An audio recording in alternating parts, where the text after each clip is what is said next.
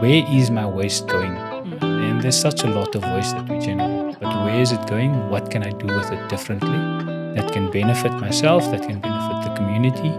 Coming through that journey of, okay, kids generate a lot of waste. We generate so much that 4% of the stuff that goes into landfill is nappies. And it's so much that it's impacting the compaction and it's creating a lot of problems. Hello, everyone, and welcome to our fourth episode of Not Wasting a Single Story. I am still your host, definitely with the most, Dr. Gamuchirai Mutezo, and it's always such a pleasure and a privilege to have our champions in the waste, circularity, and sustainability space coming through to tell us the wonderful work that they're doing, and importantly, giving you the nuggets, insights, and certain examples that you can use to be a waste champion yourself. This is the Green Couch, and today I am really delighted to have, I would like to call him a newfound friend because of the wit and the quirk that we share. I hope it's mutual. It's mutual, absolutely. Yeah. So Darius, welcome to the Green Couch. Thank you so much for making time. Pleasure to be here. Awesome. Usually when I start the podcasts, I want to know the human behind all the wonderful work that's done. So who is Darius? What does he do for fun? And what inspired his quirky nature? Wow, okay.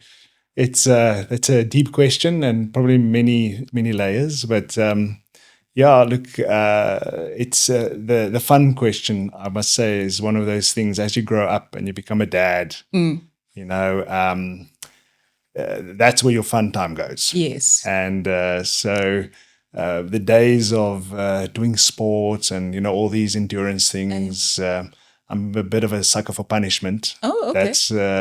That's what I used to do. And me and my wife got into that. But yeah, as journey goes, your priorities change. Yes. So I'm in that phase of life now. Yeah. But I find fulfillment. For me, it's about where you find fulfillment, and that I've been really throwing myself into my work. Yeah. So I find a lot of fulfillment out of there. So the challenge is actually finding balance. But yeah. So if time wasn't an issue, you know, adventure, sort of endurance sports, that sort of thing. Yeah. And I really love research and development, like little experiments. You know, taking the kids to do experiments. We love doing that with Grandpa. That's the weekend pastimes, is doing experiments. So that's what I love doing. And my background is I'm a family guy. I come from a big family. I didn't do conventional schooling. I actually was homeschooled.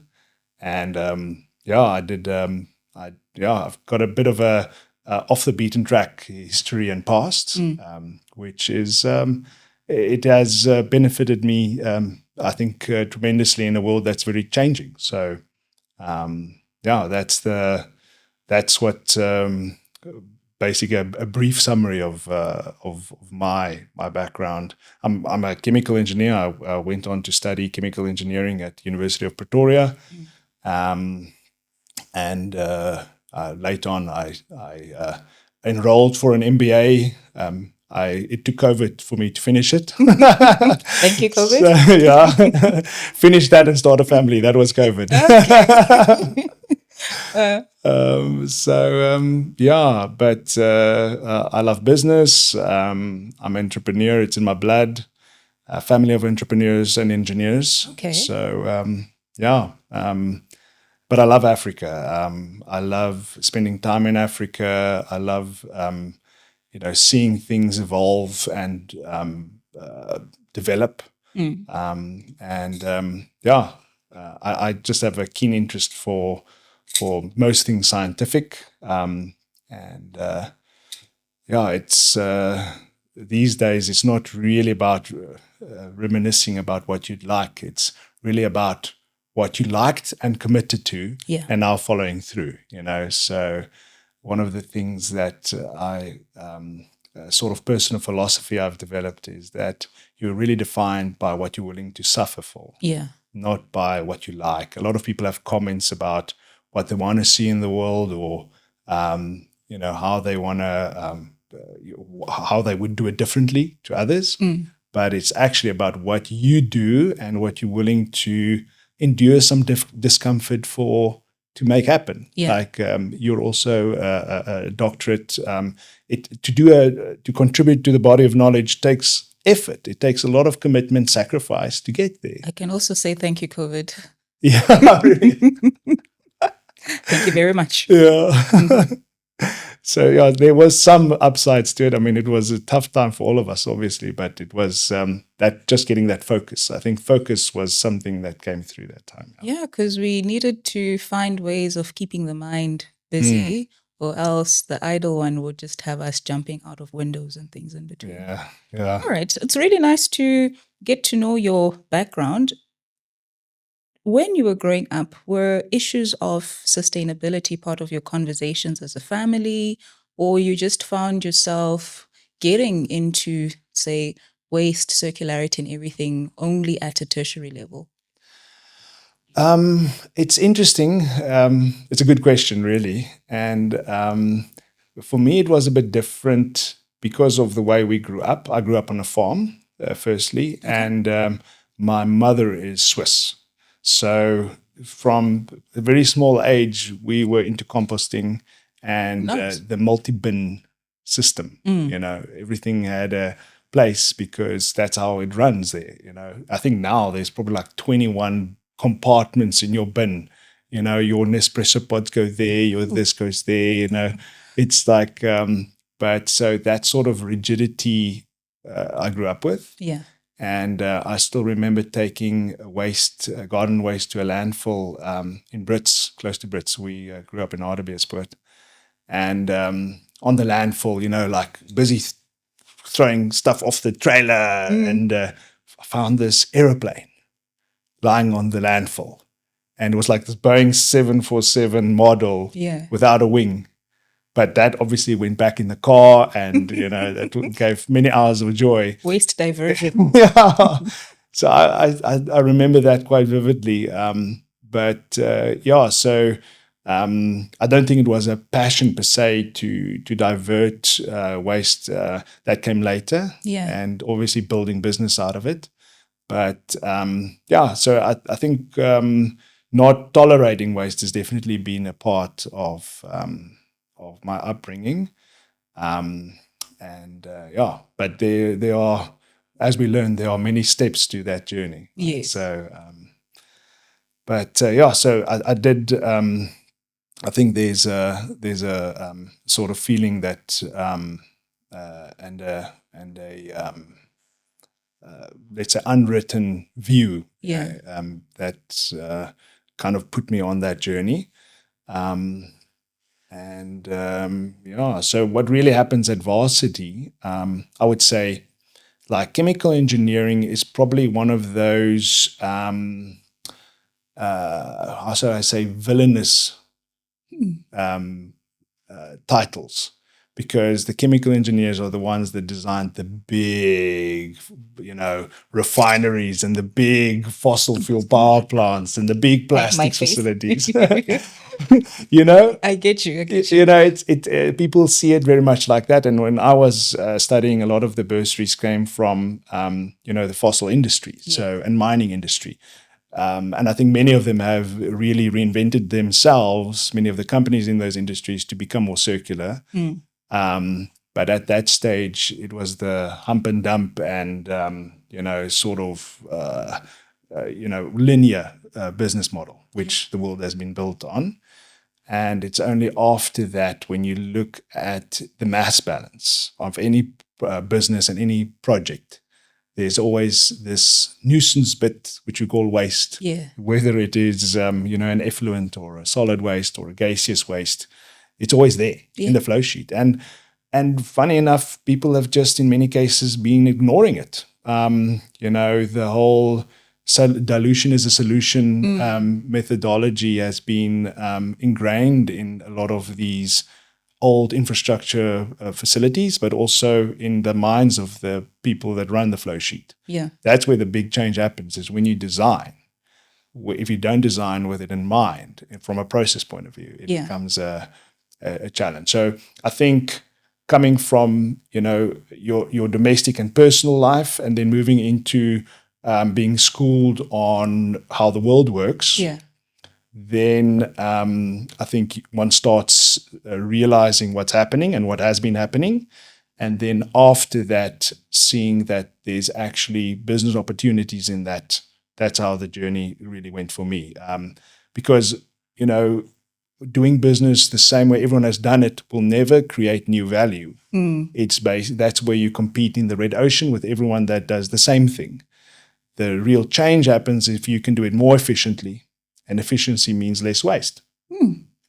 Darius, there is someone who's watching this episode right now who's probably finishing off an academic qualification, someone who's stuck probably somewhere within their career path, and they've heard what you said. You got to a certain point where you saw an opportunity. Did you just wake up and realize, oh, there's an opportunity to manage this waste material, or did something happen while you were working in a institution, at a company, or what was that thing that then got you into the business side of waste management? I think I would maybe split the question up a bit, because I didn't get into the business of waste management. Okay. I got into business. So at Varsity, I started a water business to supply water to people. We had a water problem in Hartbeespoort, and I would buy reverse osmosis water in big bottles bulk and move it in dispensers that I leased out to clients, because the water was not drinkable. Yeah. And so getting into that mindset at one, I was at that stage working at the Nuclear Energy Corporation of South Africa. Their waste is obviously also a big issue, but it's that is the holy grail of waste. Yes. That is fall pits and nuclear effluents and solid waste and all that sort of stuff, which obviously is still a problem and a business opportunity, to be honest, and will remain to be a business opportunity. But then it really just comes as you go through life. Opportunities happen. There are opportunities in my life that happen every day. Yeah. So it's not about just sticking to one opportunity. I think it's about doing what your hand finds to do at the moment, because whether someone sends you an inquiry for disposing of wind turbine blades where there are 10,000 tons coming off in the next 3 years, that sort of thing, those are opportunities, but many of them have layers of opportunity. Some of them would be an opportunity to study the problem. Another would be analyze. Another opportunity would be to look at the legislative components. Another opportunity would be to physically build a plant, design a plant, build a business, finance a business. There are so many opportunities in and around one problem that I would say that it's impossible for me to define which problem has been the one that triggers that interest. Maybe on the journey, the first time I actually really got involved with waste per se was when we built we designed our own gasification facility for a client after I was at the Nuclear Energy Corporation. And it was basically piloting that for macadamia waste. Nice. So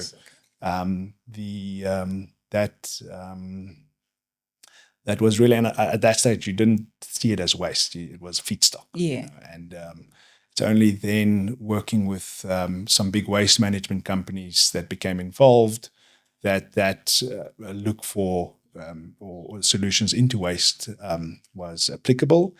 And from there on, it's really just converting or understanding a waste stream to see if it is usable as a resource. Yes. And then building it out from there. I hope that answers the question. Okay. Yeah. Basically, look at waste as a resource, as a feedstock into something. Because if the mindset is linear, we continue to just throw it away, black bag, we are missing out on this opportunity. Can you tell me more about Energidrop and how entrepreneurship kicked in along those lines? Yeah, I think it is also again one of those things about doing what you find what your hands find to do. Yeah. I'm always all in anything I do, and the places I worked there were some disappointments in terms of how our business development happened and was done, and it wasn't going to be sustainable. Burning yourself out, where you don't have a team that does the same. So I think business culture is very important. And what I felt is I could build my own business culture, and in that way, hopefully, and it's obviously a journey that you need to tackle with humility and the willingness to change. Also, I could do it, and I had an opportunity. I worked with some amazing projects across Africa with the Environmental Energy Partnership and with KPMG Finland, and I was able to take that as my launch into building the business out as a engineering consultancy and as a developer for these solutions. Yeah. Yeah. Okay. Is that the entrepreneurial bug speaking, or you were looking at it just from a consultancy perspective? Did you have issues or challenges setting it up at all? I think the normal issues. Yeah. This is now a therapy session. Please, what were your normal issues? Yeah, no, I mean, it's really, at that stage, I was living with my brother and a friend, or it was probably two friends, one of those digs. And it was, I suppose it's one of those three to four occupant scenarios. Yes. And we were all actually starting our own businesses. And it's an amazing time. I think that I always have fond memories from that sort of sleeping under your desk type scenario. Not 100% that, but it is. I think at that stage, my brother was actually living in a garage, the garage of the unit, and Yes. it was fun. But everyone was working hard. We're all still working very hard, but it set the ground for building out what we're doing. I mean, it's a lot of fond memories, actually.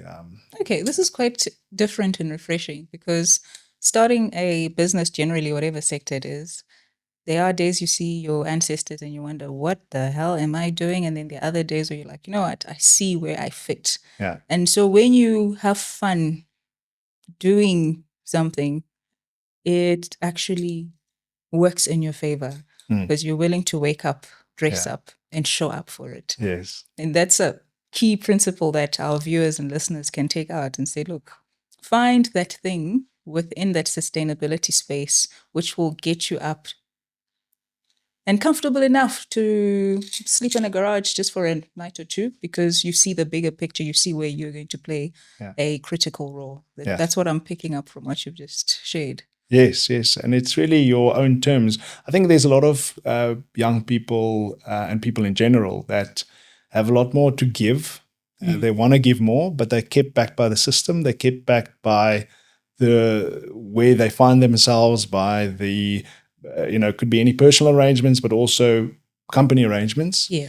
And it's about understanding if you are the type of person. It's not for everyone, definitely not. But if you are the type of person that can unleash that and do more.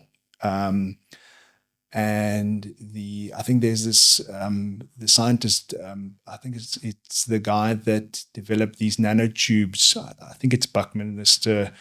I might be wrong, but I saw a quote recently from him where I think we're going into a phase of human existence where there are going to be some people that can perform at 400% or 1,000% because they get it and they want to do it. Yeah. And then there are other people that just don't want to, and I think it's going to we should allow both. It's a free world, and those that can really perform and shoot out the lights, they should do it. And that's what business allows you to do. If you are able to design and build and do the core things of a business, but then also administer the business, you must be willing to do both if you want to go into entrepreneurship. When you're in a company, you can still have lovely opportunities because somebody else takes the burden.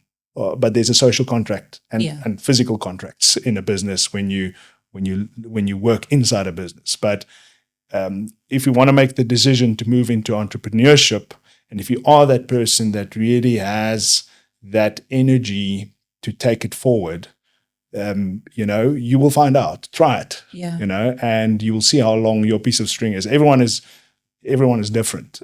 So I would say that one of the best ways to do it is to find to try what the opportunities are that come up, and then to be willing to say no, it's not for me, or yes, it's for me.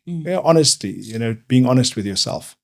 One of the things that also got me right at the start was the story of I think it's a story of Socrates or Archimedes, I can't remember, but it's one of these legends. Yes. So a student came to him and said, teach me everything. I want to be like you. I want to know what you know. I'm going to be wise. And he said, okay. But I think he ignored him first, and then he came again, and he came in, and he incessant, and he was persistent. And then he said, okay, fine, let's go down to the river. I want to show you something. And they go down to the river, and they sit on the river edge, and he said, sit down, lean over, look in the water. And he looks down, and he sees the reflection. Yeah. And he's now waiting for this word of wisdom. Or whatever. So no, look deeper, look closer. Looking for fish now. Yeah, look what, I can't see. And then as his nose is almost touching the water, Archimedes takes his head and pushes it under the water. And pushes it, and he kicks, and he starts wriggling, and he's almost going limp, and he pulls him up. He's like, he's stunned. He's like, what? He's angry. What are you doing? Are you trying to kill me? This is bizarre. And he said, come back to me when you want to learn to be wise, when you want wisdom like you wanted air. And it's and that sort of drive, when you have that drive, that's when you find an energy that you don't usually, that's a sort of entrepreneurial energy you need, I think. I feed on that a bit. So almost make me want to get into the engineering space a lot more. Well, make it sound so cool, man. I can run a business in the engineering space. I can be an entrepreneur, which is really nice because, again, we're just sharing with our audience that these possibilities are real, and you are an example of how real this could be. Right. I've got my mindset. I am ready to learn, and I want to figure out, once I start, do I just start and do everything, or do I start and get partners, someone who will write the proposals for me, someone who will do the business development? How do I take on this journey? It is a difficult one. I think everyone's journey will be different. And I think partnerships are a great way to grow. One of the things is you need to find that opportunity. Let's say there are many ways to start a business. Some people build up a reserve. Yeah. So that they've got some money aside so that they can, go into full tilt into doing a business. And I think that's great. There's nothing wrong with it. I've read somewhere that, you shouldn't have a plan B, plan A, and that's it, because otherwise you have another option. That's easier said than done, to be honest, for most people. I think a lot of people start things on the side. Yeah. And I think that's one way to do it. For me personally, I had opportunity for my first client, and that first client is really that is the Holy Grail. I think there's a very famous story about the first follower. Yes. a leader isn't a leader without that first follower. And getting that first follower really gives you credibility and it gives you the momentum. Yeah. So that I would say is probably the biggest thing for a small business is that first client. Yeah. Okay. Yeah. And the other day we were talking about project development. So now I've established as a small business, got 1 or 2 clients happening, and then there are the nuances of developing a project. You know, some days you'll have this headache, or that opportunity. What would your nuggets be for an individual not to get surprised that, hey, expect this when you're developing a project? Would it be a nuance linked to decision makers? Is it a nuance linked to access to finance? Yeah, I think what really comes to mind, I'm just really shooting what comes to mind now, Sure. but I think the distraction, one of the biggest problems, I think, like we started talking about COVID at the start, is the fact that we are a very distracted society. We constantly have distractions that are calling at us. Some of them are really important things, but some of the things are unnecessary. And I think you quickly find that these distractions become overpowering. And if you don't manage that, that can destroy you. Yes. So I would say, because if you can manage your distractions, you can find funding, you can do your work, you can. So I think it's more about, we're in a society now where distractions are much more persistent. We are in this attention economy. I'm personally trying to understand what's happening in society now. And I think that is a part of it, is we are giving out that currency very easily, and it is affecting our ability to do these alternative lifestyles. Yes. Because it's an alternative lifestyle to what the sort of main, let's say, industrialized world is. Remember, schools were set up for generating people for industries. That's how our schooling system over the past 100 years has developed. We are now in a stage where that's changing very rapidly. And I think it's very important for young people and entrepreneurs to understand what that means. Yeah. It is very interesting that we look at the component of distraction, because we take that element for granted. One could say, oh, I'm facing this challenge in my consultancy, or I'm facing this challenge with a client, when in actual fact, you can just take a step back and reflect, what are the things that are distracting me from giving this particular element in the business full attention, so that I solve the issue, I provide a solution. Yeah, that's very philosophical. I think it's so philosophical. I always think maybe sometimes it goes into this wormhole, these sort of discussion. But I think maybe some important outputs come out of thinking about it. Another example, for instance, if you think about the problem, you ask, what are the problems or issues that might arise? Some problems you can never manage. Yeah. Like the client that doesn't want to do business with you, you can't that's what it is. Yeah. So the thing that comes when your mind is clear and you don't have distractions is you understand how to isolate, manage, and then you might be putting your effort into the client that's giving you the most problems, but there might be a client that's you're not paying attention to that will give you, that's where you should be going, So it's one of the things about businesses is, your business in general, is that you need to be able to evolve in the situation. And I think that is how it works. I mean, I don't think there's going to be, there might be gurus that can teach you how to solve any, let's say, interpersonal problem. If it's a client issue, or if it's a funding issue, there are people that can guide you on, 5 steps to raise money, whatever, So, I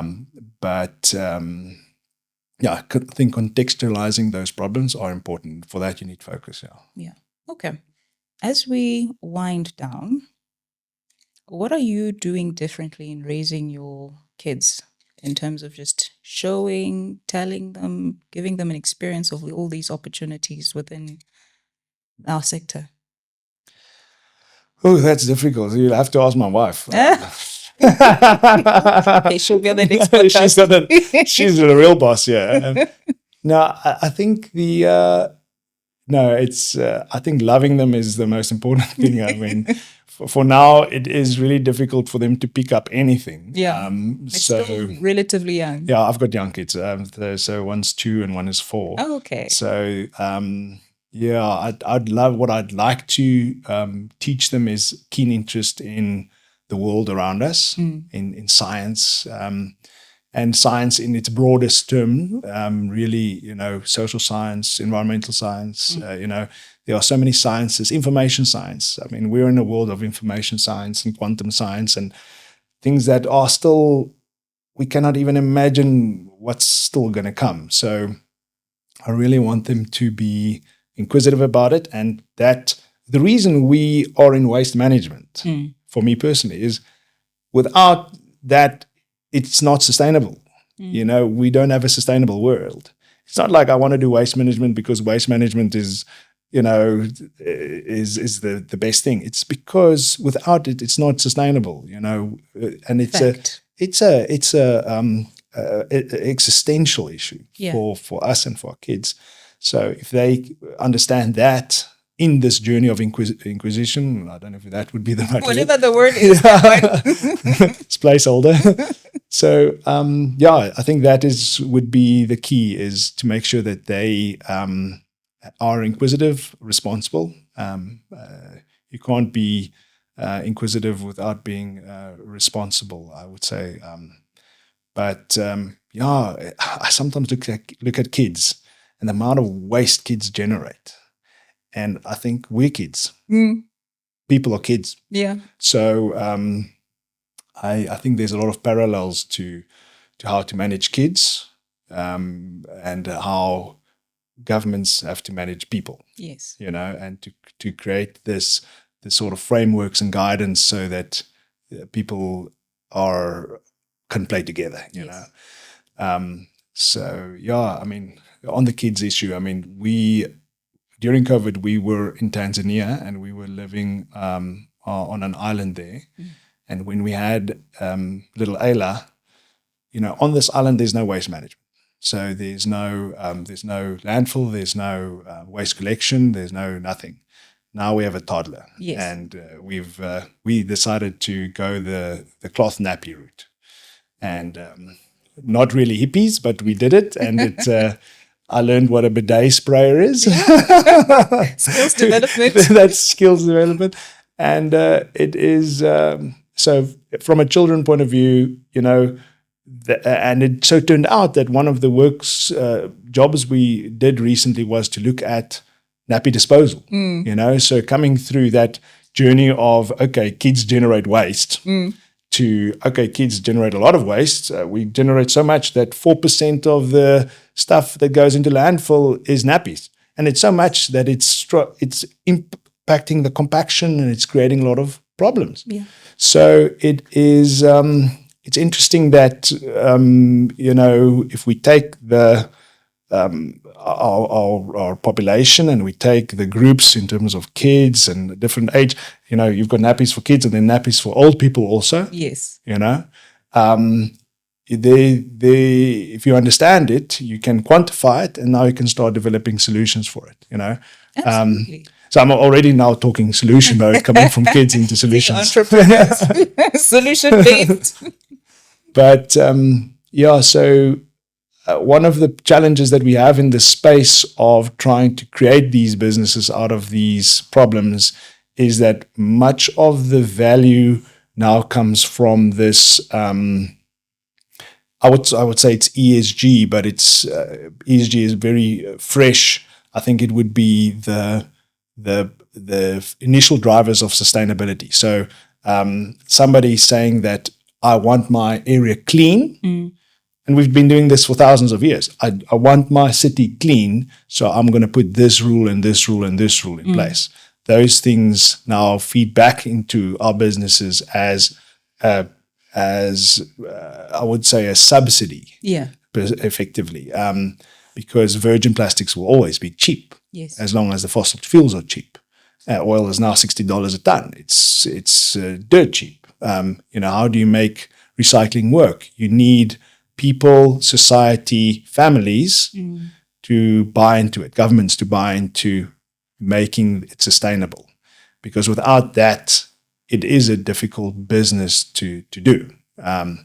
It's not, if you think about building a pipe into a reactor to make your product versus having hundreds of people collecting waste, transporting waste, sorting it for the same amount of output, and you have to compete on the same price for your output. There needs to be something else in the equation. Yeah. I think that's part of this inquisitiveness that the next generations will have to inquire into. Is not just the science of making something, but the science of what the metadata is around what you're making and how it fits into this economy. Yes. That we want. Phew. Somebody needs to what we as players in the space need to do is define it properly. So that, it's like, what do we want? If we can define that properly, then the box, everything in the box can be designed by, legislators and people that define or that are supposed to do that. Okay. As a concluding element, you've got a blank canvas now to speak to that aspiring entrepreneur, to the decision maker, and to the kids that are growing. What can you tell them that will have them making better decisions for tomorrow? What would you want them to do differently? Where should they look out for opportunities? I'm not going to say AI. Obviously, there's a lot of opportunity there. I think try and find problems. And when you find a problem, try and understand the problem. And then become, just play with it. Just start playing with ideas. Whether it's a technical solution, I like building little prototypes. Yes. And there you'll learn more than you can learn from books. You can still do your books, you can still do your AI, but build those first prototypes. And I think that's very important. Collaborate, learn, talk to people, talk to suppliers, talk to the old guy in his shop, building refractories. That's some of the fondest memories, like going to suppliers and really understanding. As a young engineer, you don't know nothing. When you get that hat on and your sash and your certificate and whatever, everyone thinks they're on the top of the world. You can't teach me anything. But then you go into real life and you realize that you're nothing without your suppliers. You're nothing without industry. Yes. And as a nation, I think one of the things we need to build is that industry. If we lose our suppliers, if we lose the capacity and the knowledge to do certain things, we will be importing everything from China.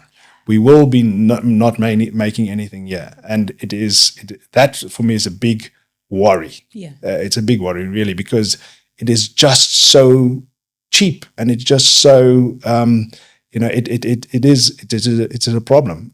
For us to be able to do things cost effectively here, we need to build supply chains. We need to keep those supply chains busy, yes. And focused, because there's been a lot of decay in that space. So I think opportunity lies for budding entrepreneurs to start filling those gaps, but they need like really strong drive. They need some market movers to make those businesses a possibility. Because you can't stop, start these types of businesses. Yeah. it's like making big moves in electric vehicle manufacture. If you're going to do it, you're going to do it. I think we just restarted the PBMR project. Yeah. So I was in the nuclear fuel cycle when that was running. And, and it was, I saw it shut down. But if South Africa moved on with a philosophy of saying, we are going to make our own nuclear fuel, we are going to produce our own nuclear reactors, we are now 15 years on from that point where we pulled the plug, and now we're restarting it again. Yeah. Like, where is the plug point again? We need to connect this project we stopped 15 years ago. Yeah. Yeah. So I think that's in waste, it's very much the same. And circular economy is, we need the right backing for those sectors we want to see bring new technologies to the table, bring new solutions to the table. We need solid support for that to happen. Yeah.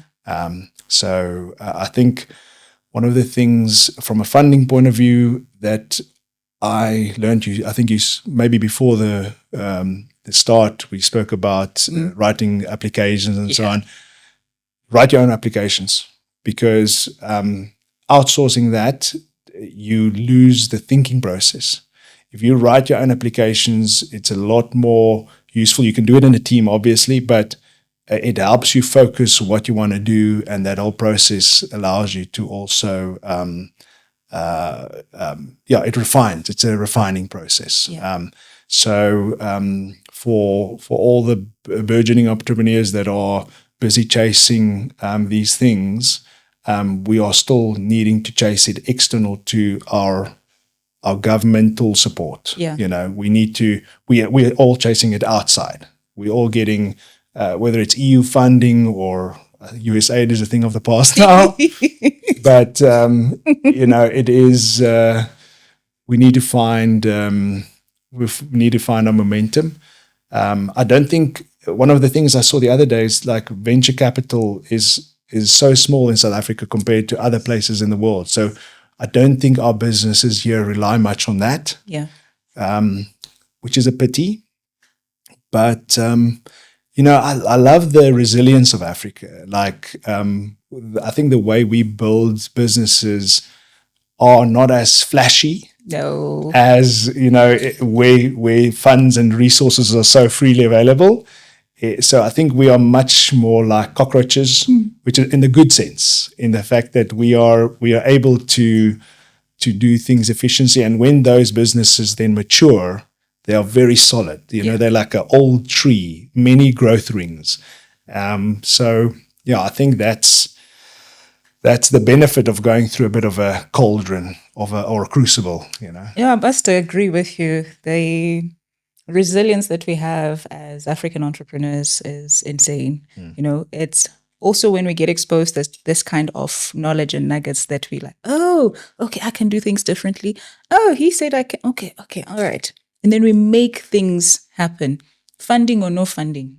Because across the continent, you are bound to find someone who is attempting. Yeah. Is it perfect? Probably not. But there is the ginger to attempt. Yeah. There's the ginger to say, let me try and make a plan out of this.